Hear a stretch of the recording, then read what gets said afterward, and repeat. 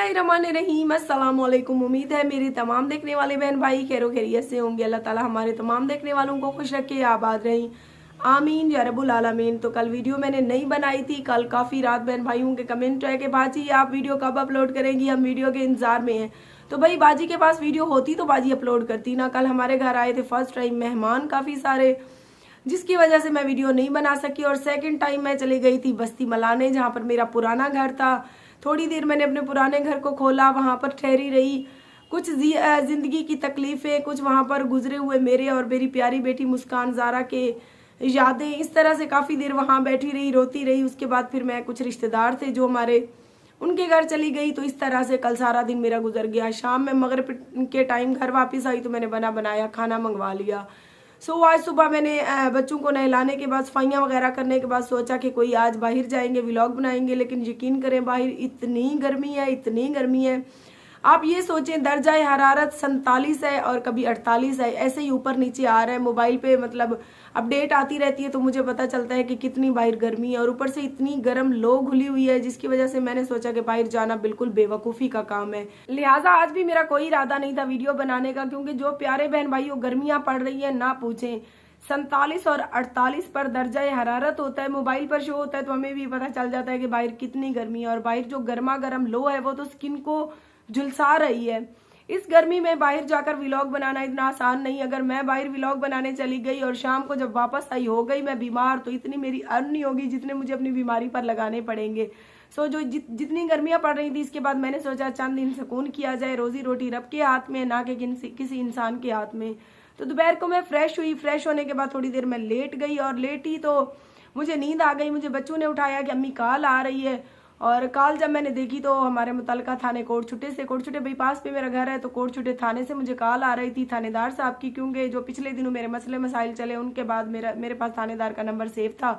तो जैसे ही मैंने कॉल रिसीव की तो उसने कहा बीबी आपके नाम पे दरख्वास्त आई हुई है। मैं खुद हैरान रह गई कि मेरे नाम पर किसने अब दरख्वास्त दे दी और किस चीज़ की दे दी, कि इस खातून को इस इलाके में सुकून से रहने नहीं देना। तो कोई बात नहीं, अल्लाह पाक, मैं तो यही कहूँगी कि उस बेगैरत बंदे को शर्म मुहैया दे। वैसे शर्म मुहैया की उम्मीद नहीं रख सकते ऐसे बंदे के ऊपर जिसकी सफ़ेद दाढ़ी हो, जिसकी भवों के बाल भी सफ़ेद, यहाँ तक कि उसकी नाक से ऐसे बाल निकले हुए थे ना, उस दिन थाने मैंने देखे तो वो भी सफ़ेद थे। लेकिन लिहाज उस बेगैरत को ना अपनी दाढ़ी का है, ना अपनी उम्र का है, ना अपने बीवी बच्चों का है, जिनको वो थाने में हर बार बंद होने के बाद जलील करवाता है। जलील बेचारे वो होते हैं इसके बेटे और इसकी बीवी। मैंने कहा सर अब किस चीज़ की है आप मुझे बताएं। उसने कहा बीबी मैं आपको दरख्वास्त सेंड कर रहा हूँ, आप पढ़ लें। तो दरख्वास्त सुनकर आप लोगों की भी हंसी नहीं रुकेगी, जिनको काफ़ी अरसे से इसके और मेरे मामलात का पता है। तो लिखा हुआ है बनाम RJ महविश। साइल का मतलब है जिसने मेरे खिलाफ दरख्वास्त दी है। खोजी कुत्ता, वैसे आपस की बात है, अगर सर्च करो ना खोजी को नेट पर जाकर कर लेना आप लोग, तो जैसे ही खोजी लिखेंगे ना आप लोग, कुत्ते की भी वीडियो सामने आ जाती है, मुख्तलिफ नस्ल के कुत्तों की, और साथ में इसकी भी आगे पीछे आ जाती है। मुझे तो यही देख कर हंसी आती है बहुत ज्यादा। साइल खोजी का मतलब, साइल एक निहायत गरीब और पुरअमन शहरी है।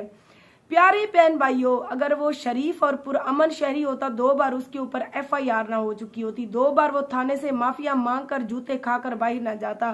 पुरअमन शहरी जो होते हैं वो साफ सुथरे होते हैं, उनके नाम पर ना कोई थाने में FIR होती है, ना वो थाने में आकर जूते खा चुके होते हैं। जबकि मेरा लिखा हुआ है, जबकि RJ महविश एक निहायत शर पसंद खातून है। अच्छा जी, मैं शर पसंद खातून हूँ। अगर मैं शर पसंद होती तो इस बेगैरत के दरवाजे पर जाकर इसको इसी तरह जलील करती जिस तरह से ये मुख्तलिफ हीलों बहानों से 4 साल से मेरे दरवाजे पर आता है, खुद भी आता है और काफ़ी मर्दों को भी ले आता है कि इनके साथ वीडियो बनाओ, तुम यूट्यूबर हो, तुम्हारा हक बनता है यूट्यूबरों के साथ वीडियो बनाना। अगर मैं इनकार करती हूँ तो आपको पता है आपके सामने जलीलो ख्वार किया हुआ है इसने मुझे। तो RJ महविश ने यूट्यूब पर एक चैनल बनाया हुआ है अपने नाम से, और ये औरत बहुत ही बद किरदार और फहाशा है। मुख्तलिफ बंदों को घर बुलाकर फहाशी फैलाती है। अच्छा जी, अगर मैं फहाशी फैलाती हूँ, मैं फहाशा ही हूँ, तो मैं अपने घर बुलाती हूँ। मैं खोजी तुम्हारे घर तो नहीं ले जाती उन मर्दों को कि तुम्हारी बहन बेटियां हैं उनके साथ वो कोई फहाशी फैलाएं। हर इंसान पाकिस्तान में आज़ाद ज़िंदगी जी रहा है, मुझे भी आज़ाद ज़िंदगी जीने का हक है, जबकि मेरा घर भी अपना है, ना कि तुमने मुझे लेके दिया है। अच्छा जी, फहाशी फैलाती है। मैंने इसके ऊपर सोशल मीडिया पर आवाज़ उठाई इसके खिलाफ, तो इस औरत ने पुलिस से साजबाज होकर मुझसे 50,000 रुपये लूट लिए। लो जी, पुलिस वाले भला कोई मेरे बाप भाई लगती हैं जो मेरे साथ साजबाज हो जाएंगे। सबसे पहली बात तो ये है, मुझे ये भी सुनकर बहुत ज्यादा हंसी आई कि मैं और पुलिस साजबाज होकर इस बेचारे शरीफ से, गरीब जो लिखता है कि मैं गरीब भी हूँ, इससे 50,000 रुपये हमने लूट लिए। तो आज के दौर में प्यारे बहन भाइयों, कोई इतनी आसानी से किसी के हाथों लुटता नहीं है। अच्छा जी, ये हो गई पुलिस के ऊपर भी कि पुलिस भी मेरे साथ साजबाज हो जाती है। ये हमारे मुतलका थाने वालों, आप लोग देख रहे हैं कि आप लोग मेरे साथ साजबाज हो जाते हो। अच्छा जी, ये 10 बंदू से शादियां कर चुकी है, 10 बंदू से शादियां कर चुकी है। इधर से ये मुझे फहाशा कहता है, उधर से कहता है कि इसने 10 शादियां भी की हुई हैं। जो फहाशा औरतें होती हैं ना, उन्हें कोई मुआशरे में कबूल करता है, ना ही कोई उनसे शादी करता है। अच्छा, इसके कहने से 10 मर्दों ने मुझसे शादियां कर भी ली, तो वो 10 मर्द इतने ही बेवकूफ थे कि सारे ही मुझे छोड़ गए। अच्छा जी, ये 10 मर्दों के साथ शादियां करके उनको लूट चुकी है। इस बात पर आप लोगों को भी हंसी आएगी कि 10 बंदों से मैंने शादियां भी की, 10 बंदों को मैंने लूट भी लिया, और वो इतनी आसानी से मैंने उनसे तलाक भी ले ली और उन्होंने मेरी जान भी छोड़ दी। जबकि आप सबको पता है कि सहर फातिमा और मुस्कान जारा का बाबा, जिससे अभी हमारे झगड़े और मसले मसाइल चल रहे हैं, उसको मैंने रो रो कर एक मोबाइल कहा था। निकाह में कुछ भी नहीं लिख पढ़ मैंने उससे करवाई थी, एक मोबाइल मैंने उसे कहा था कि मुझे ले दो।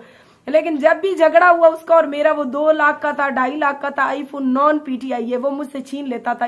हत्ता कि इस बार भी वो छीन के अपने साथ ले गया, और इस बात का गवाह वो खुद है। अगर वो वीडियो देख रहे हैं तो कमेंट में बताए कि अपना वो मोबाइल साथ ले गया। जब एक बंदा, जिसके मैं 2 बच्चे भी पैदा कर चुकी हूँ, उसने मुझे एक मोबाइल नहीं बख्शा, तो 10 बंदे इतने बेवकूफ थे, उन्होंने मुझसे निकाह भी कर लिया, जबकि मैं थी भी फहाशा। उसके बाद उन्होंने मेरे हाथों लुट भी गए बेचारे, और उनकी लूटी हुई रकम मेरे पास कहाँ है, ना मेरे पास सोना है, ना मेरे बैंक में 1 रुपया एक धेला मिलता है। जो मेरा घर है गुज़िश्ता 2 साल से बन रहा है, अभी तक मेरे पास पेंट के भी पैसे नहीं है इसको कि मैं करवा लूं।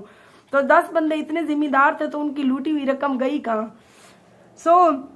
उनसे तलाक ले ली, इसकी वजह से 3 अफराद ने खुदकुशी भी की। 3 अफराद का मतलब यानी कि मेरी बेटी मुस्कान जारा, मेरा दामाद यूनस, तीसरा कौन है वैसे? तीसरा मुझे लगता है ये मुझसे जल के आगे मुस्तकबिल में जाकर ये खुदकुशी करने वाला है। 3 अफराद ने इसकी वजह से खुदकुशी की। इसकी फहाशी की वजह से अहले इलाका तंग है। सारे बहन भाइयों को पता है कि अहले इलाका क्या, मेरे घर के साथ तो कोई और घर ही नहीं है, क्योंकि मैं इतनी महंगाई के दौर में सबसे सस्ती जमीन मुझे यहाँ पे मिली, जिसकी वजह से मेरे पास पड़ोस कोई घर ही नहीं है। तो अहले इलाका मुझसे तंग कैसे होंगे?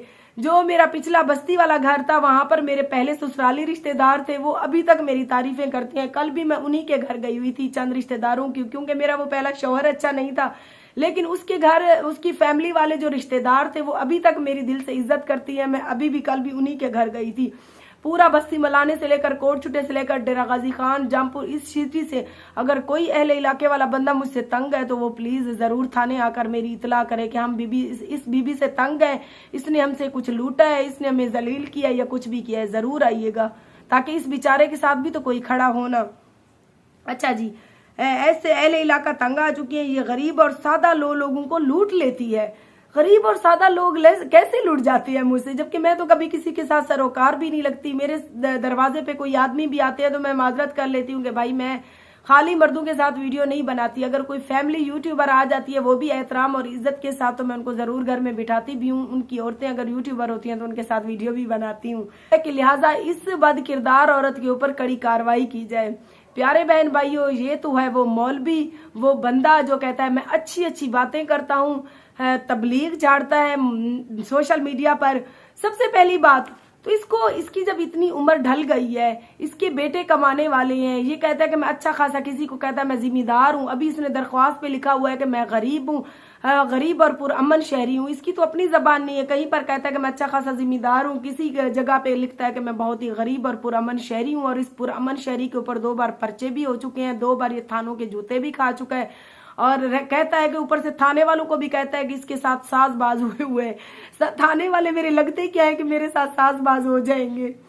तो प्यारे बहन भाइयों, ये तो अब दरखास्त जो मेरे ऊपर थाने में इसने दिलवाई है, ये अच्छा बुजुर्ग और शरीफ जो आपकी नजर में बनता है, तो सबसे पहले इसको अगर लिहाज जरा भी होता तो इसकी एक टांग जो है कब्र में है। इसको किसी चीज की अगर घर में कमी नहीं थी, इसके बेटे दुबई सऊदी कमाने वाले हैं, तो ये तस्बीह और नमाज में अपना ध्यान लगाता, क्योंकि अब इसकी जो इधर दाढ़ी हुई है, नाक के बाल, आईब्रूज के बाल सारे सफेद हो चुके हैं। इनको तो ये इधर लगा के काली मेहंदी ब्लैक कर लेता है, लेकिन आपने काफी वीडियोस में देखा होगा जो इधर इधर निकले होते हैं वो सारे सफेद होते हैं। लेकिन इसको अपनी सफेद दाढ़ी का भी लिहाज नहीं, इसके मुंह पर पड़ी हुई इसको झुर्रियों का भी लिहाज नहीं, और इसको अपने फैमिली खानदान की इज्जत का भी लिहाज नहीं। निहायत ये मेंटल बदतमीज और जाहिल बंदा है जो गुज़िश्ता 4 साल से मेरे पीछे पड़ा हुआ है। और जब मैंने पहले इस पर FIR करवाई थी तो मैंने नहीं करवाई थी, जब इसने मुझे तंग किया था तो मैं थाने गई थी। उस टाइम के DSP थे मुनव्वर बुज़दार साहब, जो इस टाइम रिटायर हो चुकी हैं। उनको मैंने इसकी चंद वाइजों में से 2 वाइजें सुनाई थी, जिस पर ये इतनी बेहुदा बदतमीजी वाली बातें मुझसे कर रहा है। इसने मेरा कहीं से नंबर ढूंढा था, ऊपर से इतनी बेहुदा मुझे वाइजें की थी, जिनमें से सिर्फ मैंने 2 सुनवाई थी DSP साहब को। तो उसने फौरन से पहले इसको पकड़कर इसके ऊपर FIR देके इसको थाने में बंद कर दिया था। जिसकी इतनी बदतमीज जबान हो तो उसके ऊपर FIR हो। फिर ये माफिया मुशाफिया मांग के जूते खा के बाहर निकला, तो फिर इसने यही कहा था कि थाने वालों ने मुझसे 2 लाख रुपए लिए तो मुझे छोड़ा। फिर उस टाइम SHO शकील बुखारी साहब थे, उन्होंने भी जब इसके दिमाग को खिसका हुआ देखा तो उन्होंने मुझे भी यही कहा कि बेबी दफा करो, ये बेगैरत और बेकार बंदा है, इसको इसके हाल पे छोड़ दो। लिहाजा इतने सालों से इसने जो मेरे ऊपर गलत बयानी की, मैंने सब कुछ अल्लाह पर छोड़ा हुआ था। फिर अभी चंद दिनों पहले आपको पता ही, ये हमारे दरवाजे पर आ गया, जबरदस्ती हमारे घर घुसने की कोशिश की। पुलिस वाले जब मौके पर आए 15 की कॉल पर, तो फिर ये कभी क्या कहता था, कभी क्या कहता था, कभी कहता था कि मैं इस बीबी से हमदर्दी बांटने आया था। आज मैं फहाशा हूं तो थाने में इसने SHO साहब गुलाम मुज्तबा थे, उनको इसने कहा कि मैं बीबी के साथ हमदर्दी बांटने गया था। जब एक है ही फहाशा, तो फहाशा के साथ हमदर्दी बांटने क्या गए थे। फिर जब इसके मोबाइल से टोटल डिटेल निकाली गई इसकी, मेरे साहब का शौहर से मेरा, आपको पता है आजकल झगड़ा चल रहा है, काफी तल्ख कलामियां है हमारे दरमियान, तो इसकी और उसकी कालें चली हुई थी, जिसकी वजह से फिर थाने में मैंने कहा कि सर इसने मेरी छोटी बेटी को जबरदस्ती उठाने की कोशिश की, जिसकी वजह से मेरे बड़े बेटे ने और मेरे छोटे बेटे ने और मैंने पकड़कर इसको पीटा। फिर हमने 15 पे कॉल की, तो ये 2 दिन जेल में बंद रहा। उसके बाद फिर से ये वही माफी मांग के निकला, तो मुझे पता था इस बार भी निकलने के बाद ये फिर वही बेगैरती करेगा। लिहाजा मुझे चंद ऐसे इलाके के लोग हैं जो मजबूर कर देते हैं मेरे घर आकर के इसको छुड़ा दो, वरना ये जेल में ही अच्छा लगता है। तो उनके मजबूर करने पर जब इसको मैंने छुड़ा दिया तो मुझे पता था ये बाहर जाकर पिछले साल की तरह बेगैरती करेगा, बकवास करेगा, इसीलिए मैंने इसको माफी वाली इसकी वीडियो भी बना ली थी।